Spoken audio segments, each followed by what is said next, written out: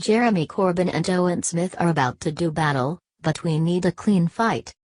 So the fight's underway. In the red corner Owen Smith. In the redder corner, Jeremy Corbyn. At stake, the undisputed leadership of the Labour Party. Except if Corbyn wins, the Parliamentary Labour Party may dispute it. They never wanted this election because they knew who would win. That's why they tried to force Corbyn to stand down. And lost. But the debate is underway. However, from my experience, it can be a unifying affair. There's nothing wrong with running for the top posts. I ran for deputy leader 3 times on a clear ticket of wanting to change the job. For years it was the wooden spoon for those who didn't become leader. I wanted to turn it into a campaigning role. I stood against Roy Hattersley and lost, then came second to Margaret Beckett, before finally becoming Tony Blair's number 2 in 1994. But crucially all 3 campaigns were comradely and good-natured. Maybe it's because we didn't have social media and smartphones to abuse our colleagues with back then. I was old Labour, not troll Labour.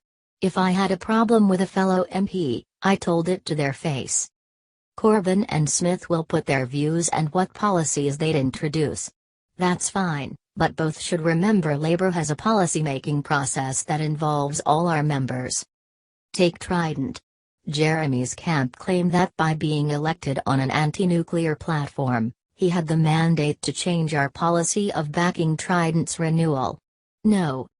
The policy is clear, though I don't agree with it, that we maintain our nuclear submarines.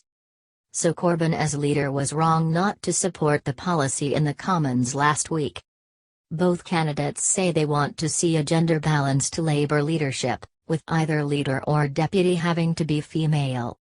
But a leader can't decide that. It must be left to the members, 1 member, 1 vote. Now Owen Smith says he wants to change Clause 4 to give a commitment to combat inequality. I remember the trouble Tony and I faced when we last changed it. It had to be discussed, debated and voted on by all the party. The point is leaders can't dictate to Labour and its members. But neither can Labour MPs dictate to their leader. There are some saying that if Corbyn does get re-elected, they won't support him, with others threatening to resign the Labour whip and sit as independents. They were elected because they were standing for Labour, not themselves. If Corbyn wins, we cannot go back to business as usual. We will need major changes and concessions from both sides, the leadership and the MPs. It's clear Corbyn finds it hard to be a leader.